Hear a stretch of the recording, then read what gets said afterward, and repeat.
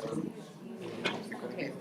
Well, I would like to welcome you to our presentation. As I haven't met all of you, and I think some faces I haven't seen yet, I would like to introduce, first of all, our school a bit, and then our group, and then, of course, the presentation is done by our pupils. Well, our school is situated in the center of Germany, between, I would say, perhaps you know Hanover. I don't think that you know Paderborn, but the next big city would be Dortmund. Yes, football, huh? Good. Well, our school is situated in a very rural region. There's not much entertainment, and if we want to entertain us, we have to leave mainly to another big city because Höxter is very, very small, smaller than this Sorry, village. Monica, could you Yes. stand here because you are not in the video? Oh, okay. Well, as well, you can see that we have got two locations, one in Höxter and one in Brake. We are divided, and we have let's say about 1,700 pupils. Well, then our group consists of four teachers. That is, of course, Udo. I think you know him by now, Jutta, Jana, and me. And our pupils, or our group of pupils are Eddie, Niklas, Luisa, and Nina. Well, just go on with the table, please. Well, our presentation consists of 5 points. First of all, we would like to talk about current projects. What have we achieved already and what we are doing now? The second one is biodiversity and travel. That is more or less outside our buildings. What we do or what we are doing there. The third point is our curriculum, our vocational curricula. Well, I think there is nothing new. We haven't achieved much concerning that, but you will see in a minute.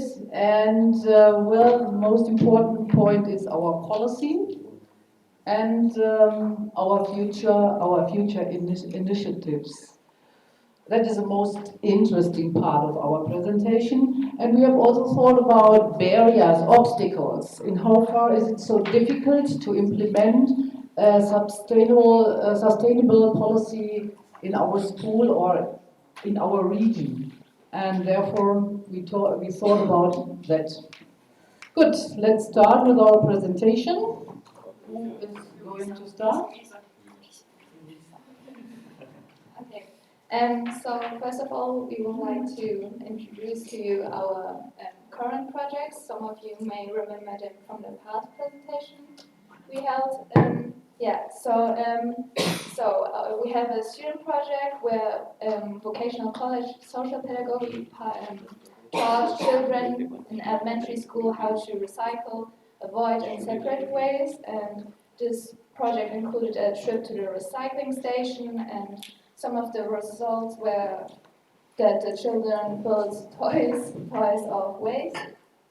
And yeah, we also have a charging station for cars at our school, several charging stations, so that employees can currently charge their e-cars free of charge.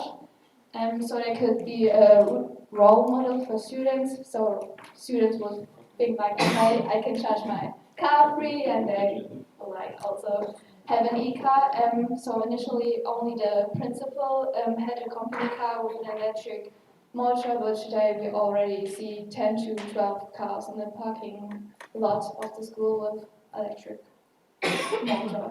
So yeah. Why we also have a charging station for cars is because we have global player of charging station parks in our region, so that's very good. Next project we have is waste sorting. Currently we have in our school, as you can see, some bins that we have, like, you can choose what kind of bin you have. Like if you have plastic bin, you can put it in a yellow bin, or if you have paper, you can throw it away in a blue trash can. But it's not everywhere at school, so yeah, we're still working on that. So this big topic is avoiding of waste. We also have textile towel dispenser that saves us over 3,000 kilograms of paper. And we also save a lot of copies due to the increasing digitalization, like pandemic, we all went through that. Like in 2020, we made over 2 million copies, while it's like in 2022 was only 700 copies, and that was a big change. And yeah, we also use renewable energies for electricity and heat generation. Like we have an in-house photovoltaic system for generation our own electricity. And there's also a lot of woodchip plants in the center of Höxter to supply all schools of Brakel with heat. And the wood remains are burnt and then provides all schools with heat and heat the school as well the water. And we also have LED light bulbs and motion sensors, so when we don't need light, like for example in the hallway, there are not a lot of students always there, for example when we do during lessons, so there are some motion sensor, so if there's a student, then the lights will turn on, like a motion sensor works, and if there's no students, the light will turn off. We have some grass areas, we have no biodiversity, and we use the application iNaturalista.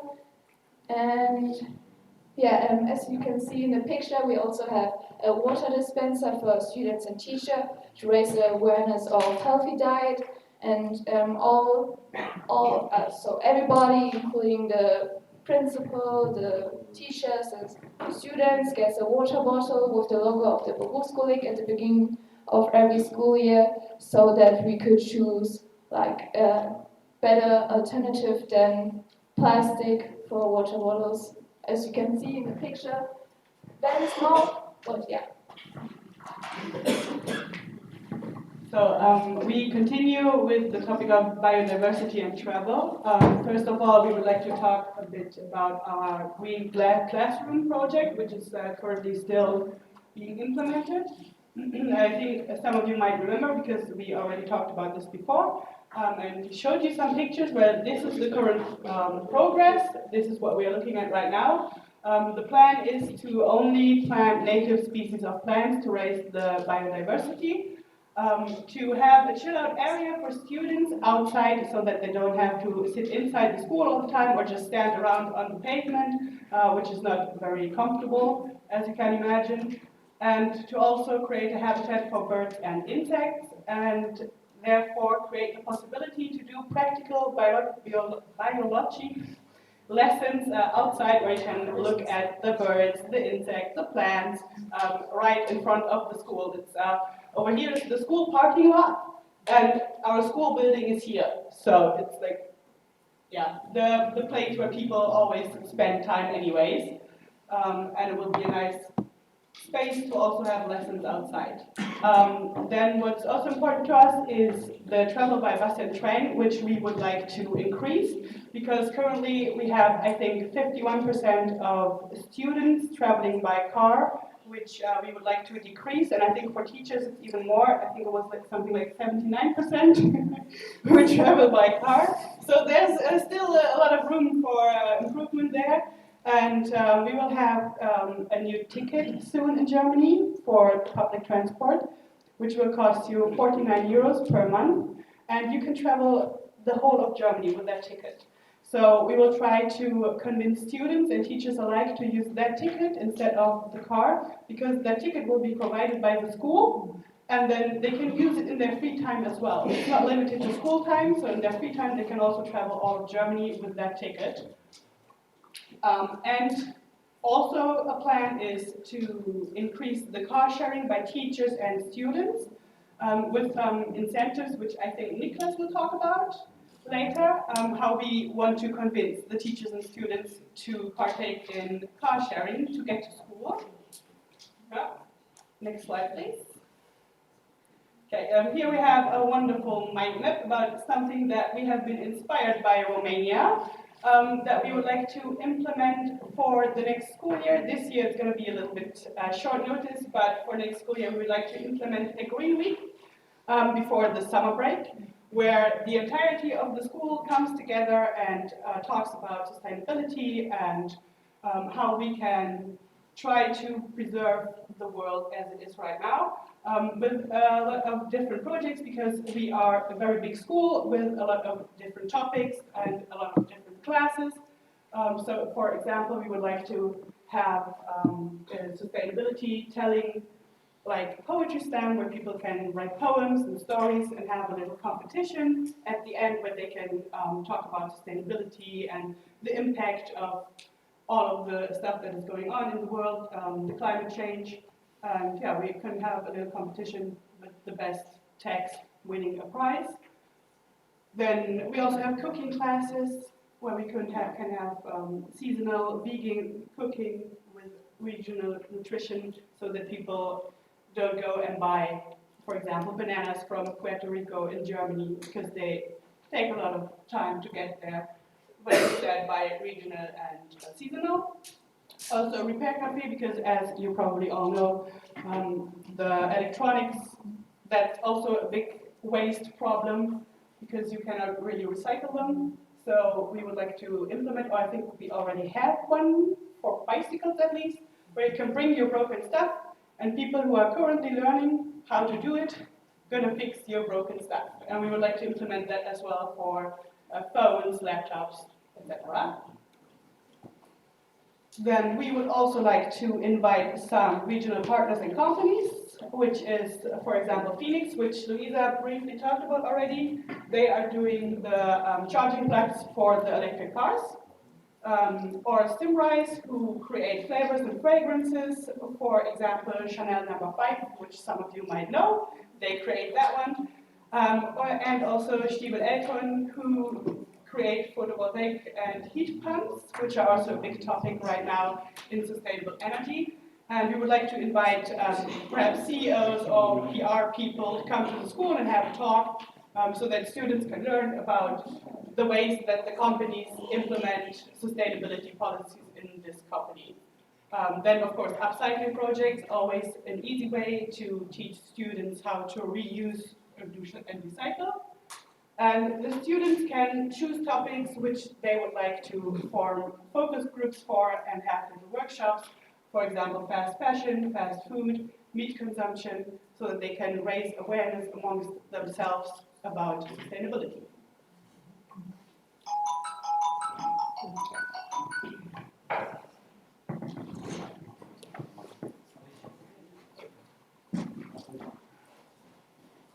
All right, let's continue with policy and future initiatives. That's more the general plan about what we want to do in the future.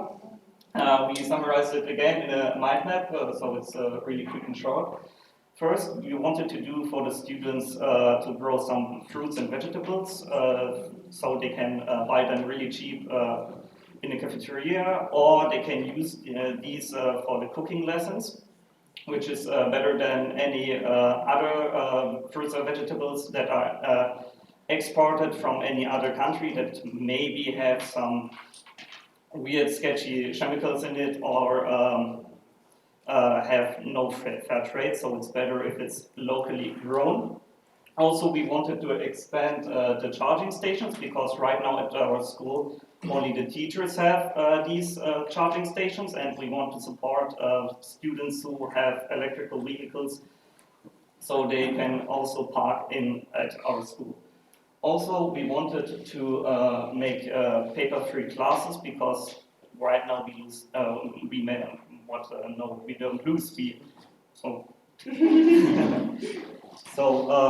we use many papers for our tasks.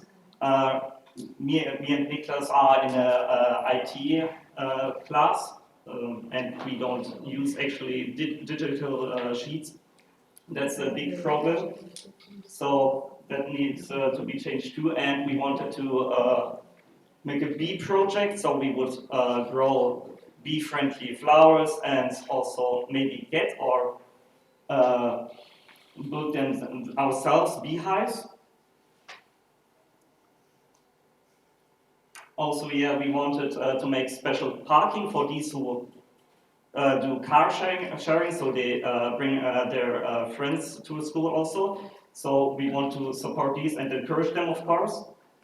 And we wanted to extend our classroom by make a herb garden, create a water station for birds, and make insect hotels. But not these wooden hotels, because they don't do anything actually. You can compare that to a pile of leaves, because these are more efficient. It's a more natural hotel for them, so it's better. And yeah. So obviously there are some barriers that we're facing as well. For example, the time. It takes time to implement certain ideas and the planning. Furthermore, it costs money. Like, sure, there are some things that you can do for free. For example, the insect hotel. You can like collect the leaves from the trees on the campus and then put them in a corner, have some sticks from the trees on there too. However, some things, they just are expensive. Then there are the human resources, so we actually need the people who want to work with us for that. And another barrier we are facing is the curriculum. So our classes, we're actually trying to implement certain stuff in our classes. However, our timetables are full and we are unable to do that at some time. Another thing is that we are in a rural region. As said before, lots of students and teachers are coming with their car, or they're not really doing much. We are trying to change it by having the ticket, the 49 euro ticket, said already. Then convenience and obviously bureaucracy. Germany, you might know it. There's lots of bureaucracy in Germany, and that's also one huge barrier, sadly. Yeah, so our main initiatives are the implementation of the Green Week, of course, as said before. Then one unit in every subject in every year, so it's like that what I was talking about earlier with the curriculum, that we're trying to get like a unit for our classes, and the green classroom, of course, to increase the awareness of sustainability in every part of our lives. Yeah. Thank you very much.